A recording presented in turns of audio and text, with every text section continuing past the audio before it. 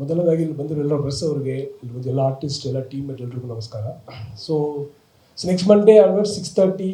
So ನನ್ನ ದೇವರು ಬರ್ತಿದೆ, ಅದು ತುಂಬ ಪ್ರಾಮಿಸಿಂಗ್ ಆಗಿ ಬಂದಿದೆ. ಅಂದರೆ ಟೆಲಿವಿಷನ್ನ ಕೋರ್ ಆಡಿಯನ್ಸ್ಗೆ ಇಷ್ಟ ಆಗೋ ಒಂದು ಕತೆ, ಒಂದು ತುಂಬ ಮಾಡರ್ನ್ ಅಲ್ಲ, ತುಂಬ ರೂರಲ್ ಥರದ ಒಂದು ತುಂಬ ಇಂಟ್ರೆಸ್ಟಿಂಗ್ ಆದ ಒಂದು ಟೆಲಿವಿಷನ್ ಆಡಿಯನ್ಸ್ಗೆ ಇಷ್ಟ ಆಗಿರೋ ಒಂದು ಕಥೆಯಾಗಿ ಬಂದಿದೆ ಅದು. ಸೊ ತುಂಬ ಪ್ರಾಮಿಸಿಂಗ್ ಇದೆ. ಶ್ರುತಿ ಅವರು ಪ್ರೊಡ್ಯೂಸ್ ಮಾಡಿದ್ದಾರೆ, ರಮೇಶ್ ಸರ್ ಅವರು ಸೊ ಅಷ್ಟು ಬಿಸಿ ಸ್ಟಡಿ ಮಧ್ಯದಲ್ಲಿ ಅವರು ಅವರೇ ಡೈರೆಕ್ಟ್ ಮಾಡ್ತಿದ್ದಾರೆ ಅಂದಾಗ it came very well. So for the best, thank you. ಇಲ್ಲ, ಹೊಸದಾಗಿ ಇನ್ನೊಂದು ಅಂದರೆ ಆ್ಯಕ್ಚುಲಾಗಿ freshness is in the thought as well as the scenes ಅಷ್ಟೇ. ಮಿಕ್ಕಂತೆ ಕಥೆಗಳು ಎಲ್ಲರೂ ಹೇಳಿರೋದೇನೆ, ಆದರೆ ಹೊಸ ದೃಶ್ಯಗಳನ್ನು ಕಟ್ಟುವಲ್ಲಿ ಮತ್ತು ಅದನ್ನು ಹೇಳೋ ರೀತಿಯಲ್ಲಿ ಹೊಸತನವನ್ನು ರೂಪಿಸೋದ್ರಲ್ಲಿ ಮಾತ್ರ ನಾವು ಪ್ರಯತ್ನ ಪಟ್ಟಿದ್ದೀವಿ.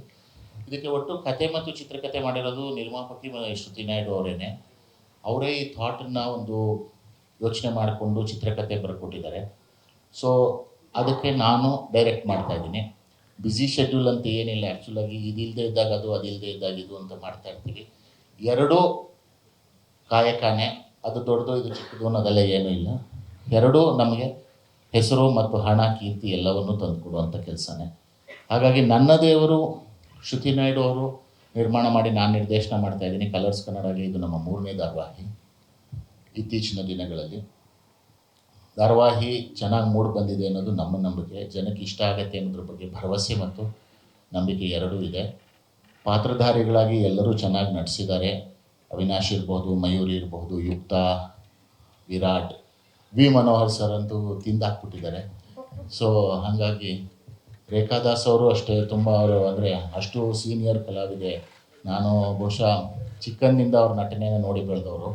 ಹಾಗಾಗಿ ಅವರು ಎಷ್ಟು ಚೆನ್ನಾಗಿ ಆ್ಯಕ್ಟ್ ಮಾಡಿದ್ದಾರೆ ಈ ಧಾರಾವಾಹಿಲಿ ಅಂದರೆ, ರೇಖಾದಾಸ್ ಅವರ ಮುಂದೆ ಬೇರೆ ಎಲ್ಲರೂ ಮಂಕ ಕಾಣಿಸೋಷ್ಟು ಚೆನ್ನಾಗಿ ಮಾಡಿದ್ದಾರೆ ರೇಖಾದಾಸ್ ಅವರು. ಇದು ನಾನು ಸುಮ್ಮನೆ ಅವ್ರು ಇಲ್ಲಿ ಕೂತಿದ್ದಾರೆ ಅಂತ ಹೊಗಳಿಕೆ ಹೇಳ್ತಿಲ್ಲ, ನಿಜವಾಗ್ಲೂ ಅವ್ರು ಅಷ್ಟು ಚೆನ್ನಾಗಿ ಆ ಪಾತ್ರನ ನಿಭಾಯಿಸಿದ್ದಾರೆ ಮತ್ತು ನಿರ್ವಹಿಸಿದ್ದಾರೆ.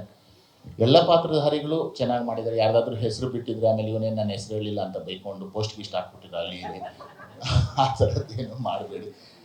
ಚೆನ್ನಾಗಾಗಿದೆ ಧಾರಾವಾಹಿ. ಇಟ್ಸ್ ಓನ್ಲಿ ಥಿಂಗ್ ಇಷ್ಟು ಜನ ಇಷ್ಟಪಡಬೇಕು ಅಷ್ಟೇ. ಜನ ಇಷ್ಟಪಡ್ತಾರೆ ಅನ್ನೋ ನಂಬಿಕೆ ನನಗಿದೆ. Thank you madam. ಎಲ್ರಿಗೂ ನಮಸ್ಕಾರ. ಸುಮಾರು ಒಂದು 15 ವರ್ಷಗಳಿಂದ ನಾವು ಧಾರಾವಾಹಿ ನಿರ್ಮಾಣ ಮಾಡ್ತಾಯಿದ್ದೀವಿ. ಕನ್ನಡ ಧಾರಾವಾಹಿಗಳನ್ನ ನಿರ್ಮಾಣ ಮಾಡೋದೇ ಒಂದು ಹೆಮ್ಮೆ ವಿಷಯ.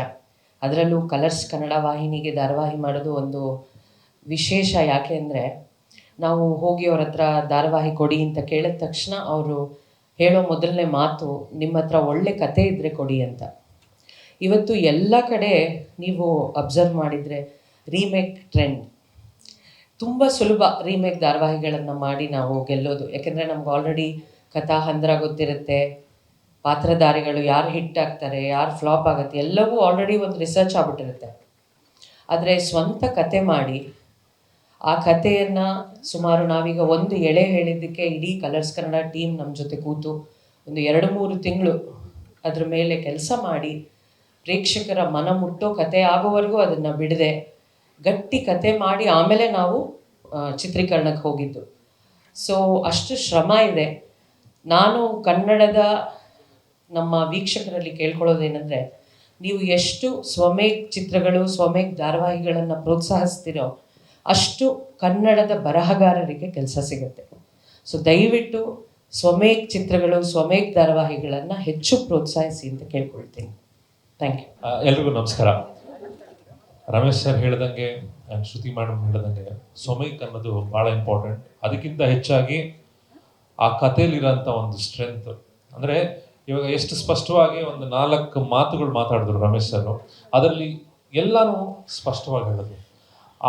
ಅದೇ ಈ ಕತೆ ಮಾಡಬೇಕಾದ್ರೆ ಇನ್ನೂ ಅದ್ಭುತವಾಗಿ ಮೂಡಿಬಂದಿರೋಂಥ ಪ್ರತಿಯೊಬ್ಬರು ಕ್ಯಾರೆಕ್ಟರ್, ಅದರಲ್ಲಿ ಹಲವಾರು ಕ್ಯಾರೆಕ್ಟರ್. ಅಂದರೆ ಇದಕ್ಕೆ ಬೇಕಾಗಿರೋದು ನನ್ನ ತಾಯಿ ಪಾತ್ರ ಮಾಲಿನಿ ಅಮ್ಮ, ಆ್ಯಂಡ್ ಸಿಸ್ಟರು, ನನ್ನ brother V Manohar sir, senior most artist, legendary.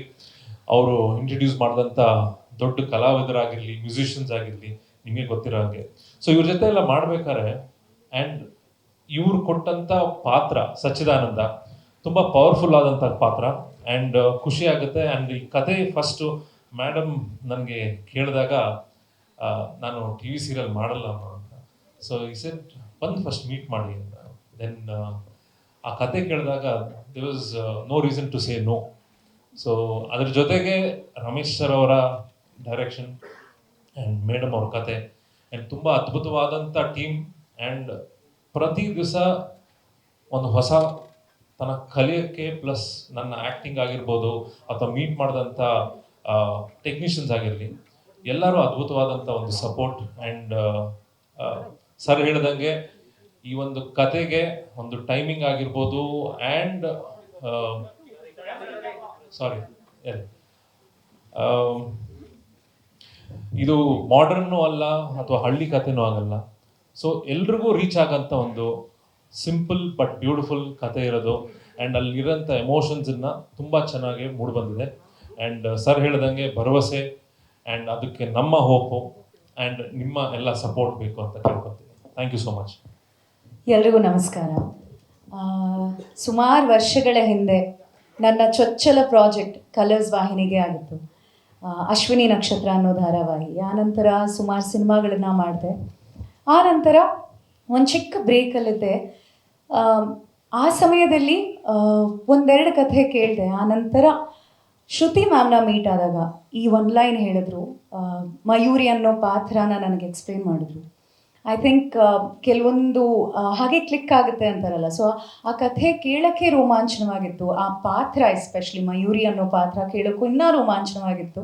ತುಂಬ ಖುಷಿ ಆಯಿತು. ಆ್ಯಂಡ್ ಮತ್ತೆ ಕಲರ್ಸ್ ವಾಹಿನಿ ಐ ಥಿಂಕ್ ಸುಮಾರು ವರ್ಷಗಳ ನಂತರ ಸೊ ಕಮ್ ಬ್ಯಾಕ್ ಅಂತ ಎಲ್ಲರೂ ಹೇಳ್ತಿದ್ದೀರಾ. So I think I am very proud. ತುಂಬ ಖುಷಿ ಆಗ್ತದೆ. ಈ ಒಂದು ತಾರಾ ಬಳಗನೇ ನೀವು ನೋಡಿದ್ರೆ ಎಲ್ಲ ಲೆಜೆಂಡರಿ ಆ್ಯಕ್ಟರ್ಸ್ ಇದ್ದಾರೆ. ಆ್ಯಂಡ್ ಐ ಥಿಂಕ್ ಯಾವ ಕಮರ್ಷಿಯಲ್ ಸಿನಿಮಾಗೂ ಕಮ್ಮಿ ಇಲ್ಲ ನನ್ನ ದೇವರು. ಟೆಕ್ನಿಷಿಯನ್ಸ್ ಆಗಿರ್ಬೋದು, ಇಡೀ ತಂಡ ಆಗಿರ್ಬೋದು, ಶೂಟ್ ಮಾಡ್ತಿರೋ ರೀತಿ ಆಗಿರ್ಬೋದು. ಸೊ ಶ್ರುತಿ ಮ್ಯಾಮ್ ಅವರ ಒಂದು ಸಂಸ್ಥೆಯಿಂದ ಅದ್ಭುತವಾದಂತಹ ಪ್ರಾಜೆಕ್ಟ್ಸ್ ಆಲ್ರೆಡಿ ಬಂದಾಗಿದೆ. ಸೊ ಇದು ಮತ್ತೊಂದು ಅನ್ನೋ ಒಂದು ಕಾನ್ಫಿಡೆನ್ಸ್ ನನ್ನಲ್ಲಿದೆ. ಸೊ ಇದು ಗೆಲ್ಲುತ್ತೆ ಅನ್ನೋ ನಂಬಿಕೆ ನನಗಿದೆ. ಸೊ ನಿಮ್ಮೆಲ್ಲರ ಪ್ರೀತಿ ಆಶೀರ್ವಾದ ಬೇಕು ಅಷ್ಟೇ. Thank you. ಮತ್ತೊಂದು ಸರಿ ನಿಮಗೆಲ್ಲರಿಗೂ ನನ್ನ ಹೃತ್ಪೂರ್ವಕವಾದ ಅಭಿನಂದನೆಗಳು, ಆಶೀರ್ವಾದಗಳು. ಶ್ರುತಿ ಮೇಡಮು ಮರ ಇದ್ದಂಗೆ. ಮರದಲ್ಲಿ ಫಲಗಳನ್ನು ತಿನ್ನೋದಕ್ಕೆ ಆಸೆ ಪಡಬೇಕು. ಹಾಗೆ ಕಲಾವಿದರೆಲ್ಲ ಮರ ಇದ್ದರೆ ಫಲ ಸಿಗುತ್ತೆ, ಮರ ಇಲ್ಲಾಂದರೆ ಫಲ ಸಿಗೋಲ್ಲ. ಒಂದು ಹೆಣ್ಣು ಮಗಳು ಎಲ್ಲ ವಾಹಿನಿಯಲ್ಲೂ ಕೂಡ ಎಲ್ಲ ಕಲರ್ಸ್ ಇರ್ಬೋದು ಅಥವಾ ಜೀ ಕನ್ನಡದಲ್ಲಿ ಅತ್ಯುತ್ತಮ ಒಂದು ಸೀರಿಯಲ್ಗಳನ್ನು ಕೊಟ್ಟಿದ್ದಾರೆ. ಅದು ದೇವಿ ಇರ್ಬೋದು, ಒಂದು ಸಂಸಾರಿಕ ಇರ್ಬೋದು, ಒಂದು ಹೆಣ್ಣು ಮಗಳ ತ್ಯಾಗ ಇರ್ಬೋದು. ಈ ಥರ ಎಲ್ಲ ನಾವು ನೋಡ್ತಾ ಇದ್ವಿ ಕುಂತು 6 ಗಂಟೆ 7 ಗಂಟೆ ಆದರೆ ಬರೀ ಟಿ ವಿ ಮುಂದೆ ಕೂತ್ಕೊಂಡು ನೋಡ್ತಾ ಇದ್ವಿ. ಅಂತಹ ಒಂದು ಅದ್ಭುತ ಶ್ರುತಿಯಮ್ಮ ಈಗ ಒಂದು ನನ್ನ ದೇವರು ಅಂತ ಸೀರಿಯಲ್ ಮಾಡ್ತಾ ಇದ್ದಾರೆ. ನಮ್ಮನ್ನೆಲ್ಲ ಗುರ್ತಿಸಿ ಪಾತ್ರ ಮಾಡೋದಕ್ಕೆ ಅವಕಾಶ ಮಾಡಿಕೊಟ್ಟಿದ್ದಾರೆ. ಸೊ ಆಕೆಗೆ ನನ್ನ ಹೃತ್ಪೂರ್ವಕವಾದ ಅಭಿನಂದನೆಗಳು. ಮತ್ತು ನೀವೆಲ್ಲ ನಮಗೆ ಸಪೋರ್ಟ್ ಮಾಡಬೇಕು. ನೀವಿದ್ದರೆ ನಾವು, ನೀವಿಲ್ಲ ಅಂದರೆ ನಾವಿಲ್ಲ. ಸೊ ಈ ಸೀರಿಯಲ್ಲು ಯಶಸ್ವಿ ಆಗಬೇಕು. ರಮೇಶ್ ಸರ್ ಬೆಳಗ್ಗೆ 7 ಗಂಟೆಯಿಂದ ನಮ್ಮ ಜೊತೇಲಿ ಗುದ್ದಾಡಿ ಗುದ್ದಾಡಿ ಗುದ್ದಾಡಿ ಸಂಜೆವರೆಗೂ ಗುದ್ದಾಡ್ತಾನೆ ಇರ್ತಾರೆ. ಅಷ್ಟೊಂದು ಅದ್ಭುತವಾದ ನಿರ್ದೇಶನ ಅವ್ರದ್ದು. ಅವ್ರ ನಿರ್ದೇಶನದಲ್ಲಿ ಪಾತ್ರ ಮಾಡೋಕ್ಕೆ ನಾವೆಲ್ಲ ಪುಣ್ಯ ಮಾಡಿದ್ದೀವಿ. ಸೊ ಅವರಿಗೂ ಕೂಡ ನೀವೆಲ್ಲ ಒಳ್ಳೆಯದನ್ನು ಹರಿಸ್ಬೇಕು. ಇವತ್ತೇನು ಮಾಧ್ಯಮದವರು ಬಂದಿರಿ, ನಿಮಗೆಲ್ಲರಿಗೂ ಇನ್ನೊಂದು ಸರಿ ನನ್ನ ಹೃತ್ಪೂರ್ವಕ ಅಭಿನಂದನೆಗಳು. Thank you.